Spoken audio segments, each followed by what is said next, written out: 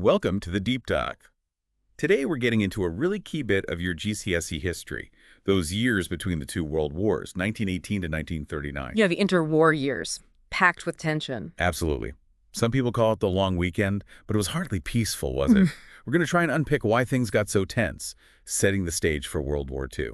You really can't understand this period without looking back at the sheer devastation of World War I. I mean, the numbers are just staggering. Go on. Well, you're talking something like 8.5 million soldiers dead, and then civilian casualties.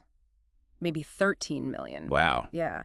And places like France, especially, the loss of young men was huge, creating this big gender imbalance. And just the physical destruction in France and Belgium, towns, farms, railways, utterly wrecked. So that massive sense of loss, that destruction that hung over everything that came next. Absolutely. It totally shaped the attempts to build peace. People were desperate not to go through that again. Which brings us to the League of Nations.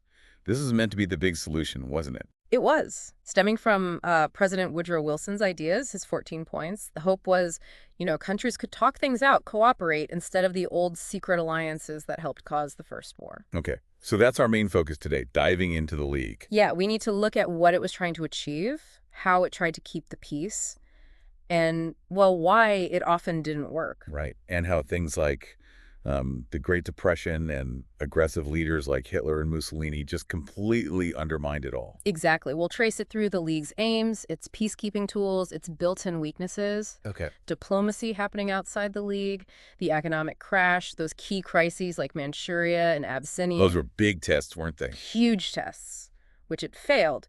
Then the rise of Hitler, breaking the Versailles Treaty, appeasement, the Sudetenland drama, that weird Nazi-Soviet pact. And then boom, World War II. Pretty much, those final steps. Right, let's get stuck in. So the League of Nations, what were its main goals? What was it actually set up to do? Okay, fundamentally it had four big aims. First, and probably most important, was solving disputes peacefully to stop wars breaking out. Makes sense. Stop another World War I. Exactly. Second was aiming for world disarmament. Getting countries to reduce their weapons. A massive task after a world war. Ambitious. Very. Third was encouraging free trade. The thinking was, if countries traded more, they'd be less likely to fight. Economic ties, Interdependence. Right. And fourth was a bit broader, improving living standards globally, tackling things like disease, working conditions, that sort of stuff. Okay, those sound like good aims. But you mentioned the Treaty of Versailles earlier, the one that ended World War I. Didn't the way that carved up Europe actually make things harder for the League? Oh, definitely. It created a real headache. You had the collapse of these huge old empires, the Ottoman, the Austro-Hungarian. Right. And that meant new countries were formed, borders were redrawn. Often, land was taken from countries like Germany and Austria. Which they weren't happy about. Not at all.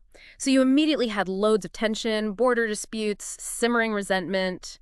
The League was trying to keep peace on really shaky ground from day one. Okay, so a tough job. How was it supposed to handle these disputes? What peacekeeping tools did it actually have? It had a kind of toolkit, you could say. At the softer end, there was moral condemnation. It's just telling countries off. Basically, yes. Naming and shaming, hoping international pressure would work. Then they could impose trade sanctions, economic boycotts, trying to hurt an aggressor's economy. Like cutting off trade. Exactly. They could also, in theory, demand compensation be paid to a victim country. There was also the Conference of Ambassadors, which was technically overseeing the Versailles Treaty, but it worked alongside the League sometimes. Really? They could organize plebiscites, votes in disputed areas, asking people where they wanted to belong. And then, well, sometimes the approach was just to do nothing. Do nothing. That doesn't sound very effective. Well, no, it wasn't ideal. Like, when France invaded the Ruhr in Germany, it kind of highlighted the difficulties. The real big idea was meant to be collective security. Ah, yes. Article 10. I remember that. That's the one, the core principle. An attack on one member is an attack on all. All for one and one for all sort of thing. Kind of, yeah. The idea was the threat of everyone ganging up on an aggressor, maybe even with a combined League army, would stop wars before they started, make members feel safe. That was good on paper. But you mentioned weaknesses earlier, this collective security thing. It didn't really work out, did it? No, it stumbled pretty badly. And there were some major flaws baked in right from the beginning. Such as? Well, first off, and this is huge, the USA never joined. Even though it was President Wilson's idea? Yep. The U.S. Senate refused to ratify it. Well, And America was, already a massive economic power, increasingly a military one too. Without them, the League lacked serious clout. less influence, less power to enforce things. Exactly. It's like trying to run a global club, and the biggest member decides not to show up. A massive blow to its authority. Okay, so U.S. absence was a big one. What else? Secondly, the League didn't have its own army. Right, you mentioned maybe a combined army. Yeah, but it relied entirely on member states volunteering their troops. And when it came down to it, countries were often reluctant. National interests usually came first. So enforcing decisions militarily was very, very difficult. So no teeth, really. Not its own, no. Then there was the decision-making process. For anything important in the League's main body, the Council, you needed unanimous agreement from all the major powers. Everyone had to agree. Everyone. Britain, France, Italy, Japan, they all had a veto. And with different national interests, getting them all to agree on strong action, almost impossible. It led to delays, watered-down resolutions, or just inaction. Sounds like a recipe for gridlock. Often it was. So missing members, no army, hard to agree. What about who was actually in the League? Was that straightforward? Not really. Aside from the U.S. missing, Germany wasn't allowed in initially.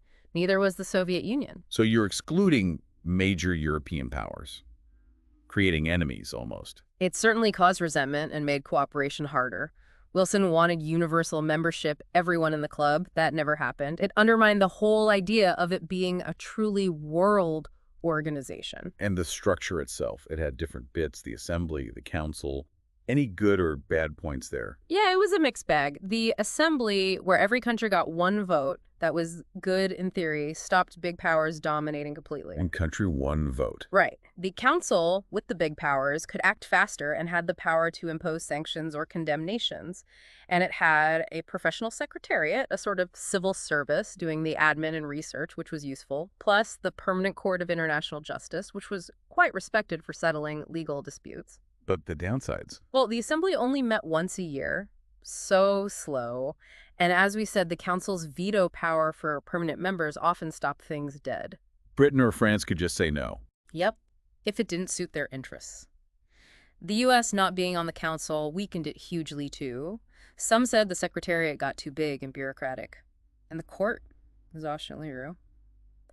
Well, it could make rulings, but it had no way to enforce them if countries just ignored them. So it sounds like the League was set up with some pretty serious challenges from the get-go. But despite the League, countries were still doing deals outside of it in the 1920s, weren't they? Oh, absolutely. Not all diplomacy went through Geneva. Why was that? Why bypass the League? Several reasons. We've mentioned the missing members, the U.S., the USSR, Germany at first. If you wanted a deal involving them, you had to do it separately. Made sense. Also, sometimes direct talks were just seen as quicker, more efficient than the League's processes. Cut out the middleman, sort of. Less bureaucracy. Maybe. And some issues were quite specific, maybe not quite in the League's main focus area. Can you give us some examples? What kind of deals are we talking about? Sure. A big one early on was the Washington Naval Conference, 1921-22. About battleships. Yeah, mainly naval disarmament and security in the Pacific. Crucially, it involved the USA, Britain, Japan, France, Italy, but acting as individual powers, not League reps. They agreed limits on big warships. Okay. Then there was the Rapallo Treaty in 1922. That was between Germany and the Soviet Union, two countries initially outside the League family. Or did they agree? Economic cooperation, even secret military training. It let Germany get around some Versailles restrictions and worried the Allies. It showed these excluded powers working together. Sneaky. Well, pragmatic, maybe. Then you have the Locarno treaties in 1925. These were important. They aimed to settle Germany's western borders with France and Belgium.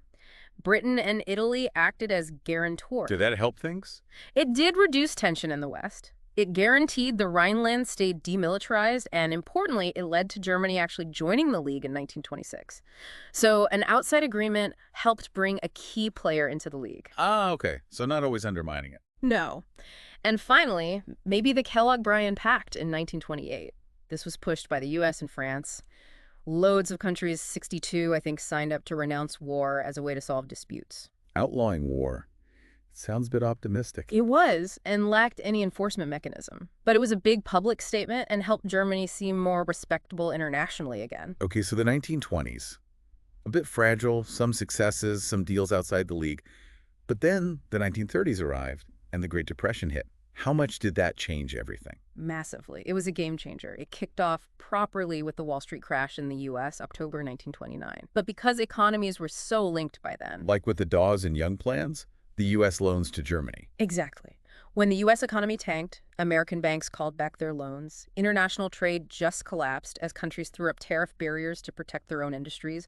Global GDP plummeted. It was a worldwide economic crisis. Unemployment, poverty. Everywhere, widespread misery. And that had huge political effects. People lost faith in their democratic governments, who seemed unable to fix things. They became much more open to, well, extremist ideas. Like fascism, communism. Precisely. Movements promising radical solutions, strong leadership, national recovery. You see the rise of dictatorships. Mussolini in Italy was already there, but Stalin consolidating power in the USSR, Hitler coming to power in Germany in '33, Franco later in Spain. They promised strength, jobs, national pride, often through aggressive means. So just when the world needed cooperation to deal with the economy, countries turned inwards, became more nationalistic. Yes.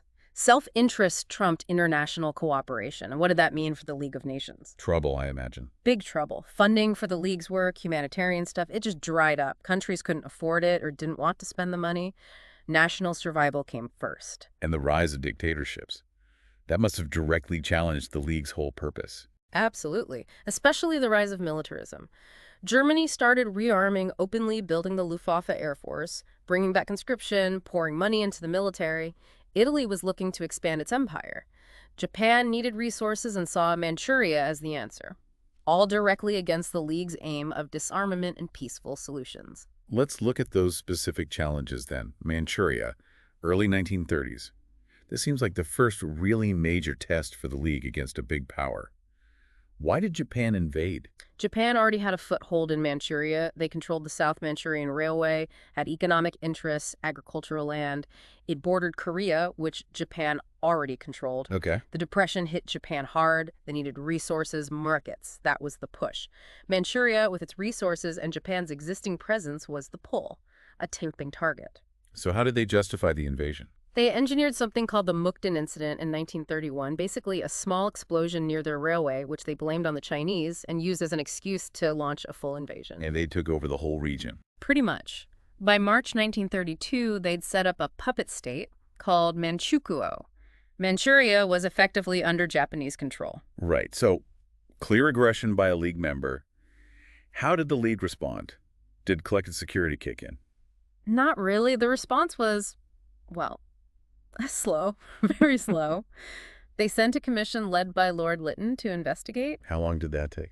The Lytton report didn't come out for about 18 months. It did condemn Japan's actions. And did Japan take any notice? Nope, they just ignored it. And then, to show what they thought of the League, they walked out, withdrew their membership in 1933. Wow. So the League condemns them and they just leave? What did that do to the League's reputation? It shattered it, really. It showed the League was pretty powerless against a determined major power. It sent a signal to other ambitious leaders like Mussolini, like Hitler, that the League could probably be ignored. A green light for aggression. It certainly looked that way. It highlighted all the weaknesses, the slow decision-making, the lack of will from members like Britain and France to risk conflict or upset trade, especially during the Depression. And the U.S. and USSR not being members just limited the options even more. A really damaging episode for the League. Yeah. And then, just a couple of years later, Italy and Abyssinia. Similar story. Depressingly similar, yes. Mm. Italy, under Mussolini, wanted an empire. They already had colonies surrounding Abyssinia, modern Ethiopia. Right. Mussolini wanted to expand, link up the colonies. Mm. There was also the sting of an old defeat Italy had suffered against Abyssinia back in 1896. Revenge was a motive, plus resources the pull factor again. So Italy invades in 1935. What does the League do this time? Did they learn anything from Manchuria? They acted a bit faster, perhaps. They did condemn Italy. They did impose economic sanctions. Sanctions. Did they work? Not really. They were too weak. Crucially, they didn't include oil sanctions. Oil. Why was that so important? Italy needed oil for its war machine, tanks, planes, ships. Without an oil embargo, the sanctions didn't really bite hard enough to stop the invasion. Why didn't they ban oil sales? Well, partly because key suppliers like the USA weren't in the League and wouldn't stop selling, but also Britain and France were hesitant. They worried it might push Mussolini closer to Hitler or even lead to war in the Mediterranean. They had their own interests. The Hoare-Laval Pact. Wasn't that part of this? Exactly. A secret plan cooked up by the British and French foreign ministers to basically give Mussolini most of Abyssinia to appease him. It got leaked, caused a huge public outcry, and had to be dropped, but it showed where their priorities lay. They were more worried about Germany, trying to keep Italy on side against Hitler with the Stresa Front. Abyssinia was seen as less important. So, another failure. What were the consequences this time? Massive loss of faith in the League. It looked completely ineffective, hypocritical even. It pushed Mussolini away from Britain and France, and straight into Hitler's arms they formed the Rome-Berlin Axis in 1936. It encouraged Hitler even more. The League was pretty much dead as a serious peacekeeping force after Abyssinia. Okay, so the League's authority is in tatters. And meanwhile, Hitler's consolidating power in Germany. What were his main aims, and how did the other powers see him initially? Hitler laid out his core ideas in his book Mein Kampf. Key beliefs were superiority of the Aryan race, the need for Lebensraum living space for Germans, mainly in Eastern Europe, reversing the Treaty of Versailles, which he hated, and creating a Großdeutschland, a Greater Germany, uniting all German speakers, which meant Anschluss union with Austria. And his view of the League. Utter contempt. He saw Manchuria, Abyssinia, he saw it as weak, slow, easily ignored. His whole plan involved breaking Versailles, League or no League. How did Britain, France, the others react as he got going? Was there immediate alarm? It varied. Britain was still very focused on the Depression initially. Later, under Chamberlain, came appeasement. Public opinion was very anti-war after WWII, though some people did push for rearmament. And France. They were right next door. France was much more nervous, obviously. Shared border, WWII memories. But they were also economically weak, politically divided, and ultimately followed Britain's lead on appeasement. They built the Maginot Line defenses, but shied away from confronting Hitler directly. What about the Soviet Union? Stalin saw Hitler as a major threat from the start. Nazism was violently anti-communist. The Soviets warned about him, but Britain and France were deeply suspicious of Stalin and didn't really listen. The USSR was also busy with its own internal issues, massive industrialization, purges. And the USA. Still isolationist, determined to stay out of Europe's problems. So Hitler had these aims, and he started acting on them, directly breaking the Treaty of Versailles. What were the key steps? First, rearmament. He started secretly. Then, in 1935, just announced it, openly bringing back conscription, building an air force, the Luftwaffe, expanding the army way beyond the treaty limits. What did the League do? Not much. Condemnation, but no real action. Also in 1935, the Saar region voted in a plebiscite to rejoin Germany. That was technically legal under the treaty terms, but Hitler used it as a huge propaganda win. Okay.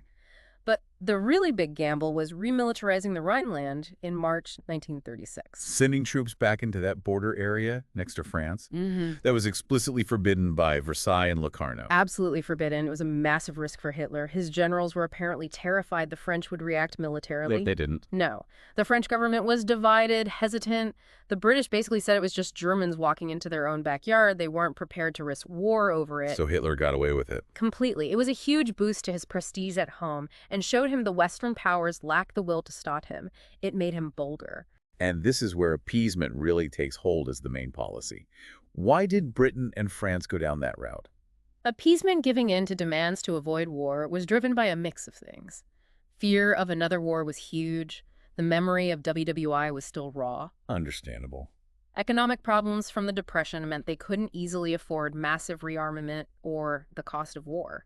Some people genuinely thought parts of the Versailles Treaty were unfair to Germany and that Hitler just wanted to fix those grievances. A miscalculation of his aims. A massive miscalculation. They also knew they weren't fully prepared for war militarily, especially in the mid-30s, and public opinion was strongly pacifist in many cases. Plus, the failure of the World Disarmament Conference earlier had given Hitler an excuse to rearm anyway. Appeasement seemed like the least bad option to many at the time. While this is happening, Hitler and Mussolini are getting closer. How did that develop? Well, Hitler admired Mussolini initially, but Mussolini actually blocked Hitler's first attempt at Anschluss with Austria in 1934. Italy was worried about Germany getting too strong on its border. So not instant allies. No. But Italy's invasion of Abyssinia isolated them from Britain and France. Then Britain made the Anglo-German Naval Agreement in 1935 without consulting France or Italy, which annoyed Mussolini and weakened the anti-German Stresa front, so Italy drifted towards Germany. Leading to the Rome-Berlin axis. Exactly, in October 1936, a treaty of friendship. Then they both got involved supporting Franco in the Spanish Civil War, and they signed the Anti-Comintern Pact with Japan against communism, which looked like another alliance bloc forming. Increasing the tension. Definitely. And then in March 1938, Hitler finally achieved Anschluss. Union with Austria. How did he manage it this time? Political pressure, threats, Nazi agitation within Austria, and finally sending German troops in. Mussolini didn't object this time. The Western powers protested but did nothing. Consequences. Hitler got Austria's army, gold, resources, his confidence soared. He'd broken Versailles again, expanded Germany, and faced no real opposition. Czechoslovakia was now surrounded on three sides. Which brings us straight to the Sudeten crisis later in 1938. What was Hitler demanding now? The Sudetenland, the heavily German-speaking border regions of Czechoslovakia. Why? Part of the Großdeutschland idea. Yes, uniting German speakers. But also, it contained Czechoslovakia's main border defenses and significant industry. Taking it would cripple the country strategically. Hitler claimed the Germans there were being mistreated, whipped up a crisis. And this led to the Munich Conference. Yes. Tensions were incredibly high. War seemed imminent. Chamberlain flew to meet Hitler several times. Finally, the leaders of Britain, France, Italy, and Germany met in Munich in September 1938. Who wasn't invited? Crucially, the Czechs themselves and the Soviet Union. And the outcome. The Munich Agreement. Britain and France agreed to Hitler's demands. The Sudetenland was handed over to Germany. Chamberlain flew home waving a piece of paper claiming peace for our time. But it wasn't peace, was it? Appeasement had failed. Utterly. It bought maybe a year, which Britain and France used to rearm faster, but it didn't satisfy Hitler at all. It just convinced him Britain and France wouldn't fight. And what happened next proved that. Yes. In March 1939, just 6 months after promising he had no more territorial demands, Hitler invaded and took over the rest of Czechoslovakia. So much for promises. Exactly. That was the moment appeasement truly died. Czechoslovakia was betrayed.